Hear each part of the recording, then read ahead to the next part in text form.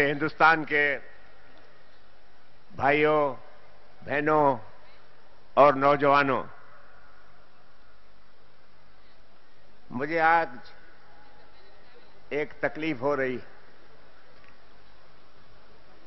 ये स्टेज पे जो भीड़ लगी हुई है वो संतों की, महात्माओं की, पादरियों की, इमामों की, मगर उनमें से मुझे एक भी पापी नजर नहीं आता।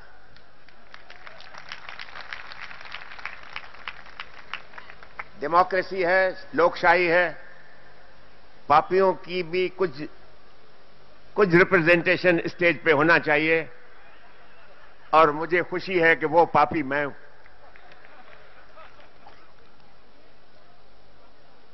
मुझे कोई तजुर्बा नहीं इतने संतों के बीच में भाषण करने का,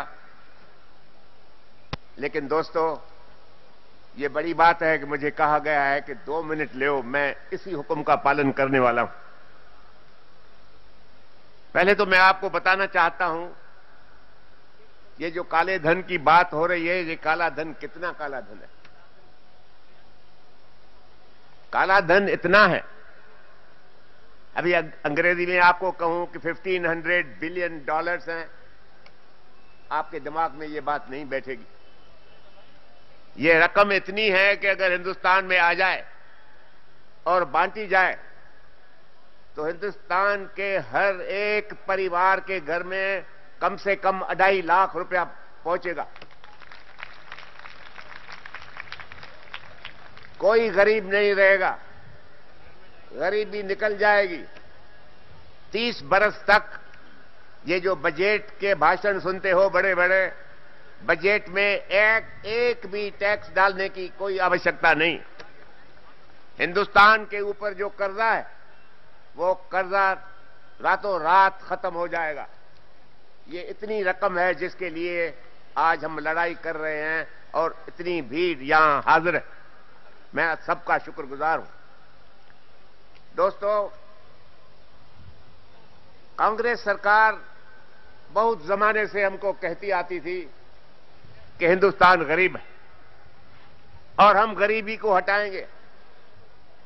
हमारे हिंदुस्तान का गरीब, जो बेचारे के दिमाग में इतनी रोशनी नहीं, मगर वो समझता है कि मैं गरीब हूं, और जो भी गरीबी को निकालने का सिर्फ दावा करता है वो उसके पीछे लग जाता। बरसों तक हम गुमराह रहे, बरसों तक हम ये बात मान चुके कि हिंदुस्तान गरीब देश है। कोई न कोई हमको औलिया चाहिए जो इस गरीबी को जाके निकाले। पर लेकिन दोस्तों, आज मैं एक पापी की हैसियत में आपको कहने के लिए आया हूं कि हिंदुस्तान गरीब नहीं है, हिंदुस्तान शाहूकार है। मगर हिंदुस्तान के आवाम को गरीब बनाया गया है क्योंकि हमारे देश के अंदर वही डाकू, वही चोर बैठे हैं जो हिंदुस्तान के आजादी से पहले हमारे हिंदुस्तानियों के संपत्ति की चोरी करके वो इंग्लिस्तान और यूरोप को निहाल करते थे, मगर हमारे हिंदुस्तान की जनता गरीब रह जाती थी।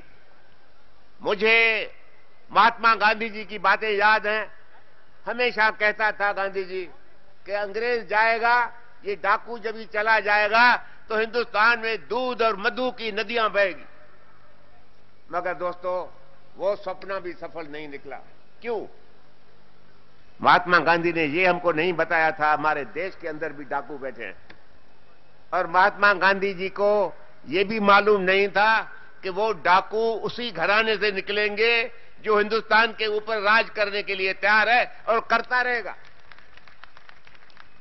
दोस्तों, हम इतने बेपरवाह इंसान हैं कि मैं 1991 की बात कर रहा हूं, जिसको आज 22 बरस हो चुके हैं। 22 बरस पहले स्विट्जरलैंड, जिस देश के बारे में कहा जाता है कि वो सारे दुनिया की संपत्ति वहां पहुंचती है, वो उसको छुपाते हैं, खा जाते हैं, शाहूकार होते जाते हैं। मगर स्विट्जरलैंड के अखबार ने, जिसका नाम था इलस्ट्रेटी, बड़े में बड़ी जबरदस्त अखबार है स्विट्जरलैंड की, उन्होंने अपने एक पर्चे में सारे दुनिया के 14 बड़े में बड़े गुनहगार, बड़े में बड़े डाकू, उनकी शक्ल, उनकी तस्वीर, उनके बारे में थोड़ी इंफॉर्मेशन अपने अखबार में दिया था। उन 14 गुंडों और बदमाशों के बीच में एक हिंदुस्तानी भी था, मगर नसीब की बात यह है कि उन 14 में सिर्फ एक हिंदुस्तानी था। वो एक हिंदुस्तानी कौन था?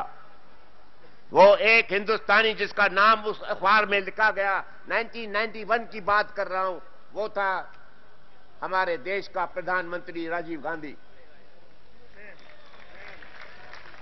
उसकी फोटो, उसके फोटो के बाजू में कि इस आदमी के 2.2 बिलियन, बिलियन की माना समझते हो?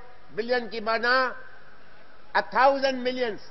अ मिलियन मीन्स 10 लाख, 1000 10 करके इतने $1 मिलियन उनके शक्ल, उनके तस्वीर के बाजू में लिखे गए कि इंसान, इस राजीव गांधी के इतने पैसे स्विट्जरलैंड के बैंकों में जमा है।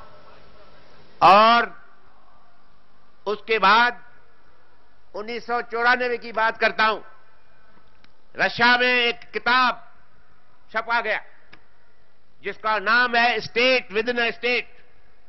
रशिया के केजीबी जो पुलिस फोर्स था, सीक्रेट पुलिस फोर्स, गुनहगारों का पुलिस फोर्स था, उनकी तारीख छपी गई। उसमें लिखा गया है कि राहुल गांधी को हमारे केजीबी से हर साल अच्छी तरह से पैसा मिल रहा है और राहुल गांधी हमारी शुक्रगुजारी करता रहता है और बोलता है कि जो पैसा मैं रशिया से लेता हूं वो हिंदुस्तान की जनता के सेवा में लगाता हूं। दोस्तों, 1991 स्विट्जरलैंड, 1994 के अंदर रशिया की अखबारें और किताब नवीस, मगर हिंदुस्तान के प्रेस ने हिंदुस्तान के जनता को यह बात कभी नहीं बताई, छुपाई गई। क्यों? कि भ्रष्टाचार हमारे प्रेस को भी खराब कर चुका है। प्रेस का फर्ज है कि जब भी हिंदुस्तान के अवाम के खिलाफ कोई भी जुर्म हो, उनके संपत्ति पे कोई भी डाका लगे, तो उसकी खबर उस रकम के मालिकों के सामने पैदा करो, उसके सामने डाका लगे तो उसकी खबर उस रकम के मालिकों के सामने पैदा करो, उसके सामने रखो और उसको कहो कि तुम अपनी खबरदारी करो। दोस्तों, आज स्वामी रामदेव, मैं तो समझता था कि स्वामी रामदेव वो इंसान है जो हमारा जब मृत्यु के बाद जब हम दूसरे किसी देश में जाएंगे, वहां हमारे रास्ते का, हमारे राह का रोशन करेगा। उसको मैं उसी उम्मीद में था, मगर मुझे ये उम्मीद नहीं था कि इसी बड़े संत महात्मा ने ये भी जनता का काम उठा लिया है हाथ में कि इन बेईमानों को हम कैद की हवा खाने के बगैर नहीं छोड़ेंगे। दोस्तों, मैं वकील हूं, छोटा सा वकील हूं, पापी हूं, मगर पापियों का भी कभी काम होता है। और जब भी पापियों की ताकत इन संतों की ताकत के साथ मिल जाए तो उनके बाद उनसे तो इतनी ऐसी खौफनाक एक ताकत बनती है जो दुश्मन के दिल में धड़कन पैदा करेगी, और हो गई है धड़कन। सिर्फ आप अपना आवाज बुलंद रखो। मैं नहीं चाहता हूं कि कांग्रेस के अंदर सब ईमानदार इंसान नहीं है ईमानदार इंसान, मगर उनके पास दिलेरी नहीं है, उनके पास ये ताकत नहीं है कि सच बोले और जाके हमारी जो अनक्राउंड एम्प्रेस बना के रखा है, देश की शंचा बना के रखा है, उसके सामने जाके उसको बोले कि तुम जब भी इस देश से नहीं जाएगी तब तक हमारा देश न्याल नहीं होगा। या देश से चली जाओ, या ये पूरी चोरी की हुई मिल्कियत जो है वो पैदा करो और जनता के चरणों में आके रखो। तो दोस्तों, मेरी तो कोई तमन्ना नहीं रही। मैं सिर्फ आपके सामने आज ये प्रतिज्ञा करने के लिए आया हूं कि मेरी जो भी ताकत बाकी रह गई है वो आखिरी सांस तक स्वामी रामदेव के चरणों में अर्पित है। जनता के सेवा में अर्पित है।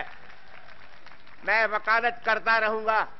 उम्मीद करता हूं कि जिन्होंने ये पैसा रखा है अपने जेब में, उनको जेल की हवा जरूर खिलाऊंगा। जय हिंद, जय हिंद।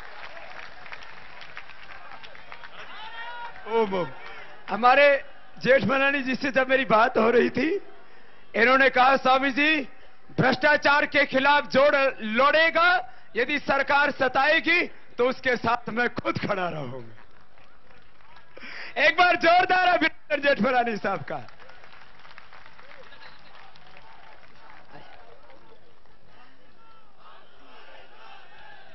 और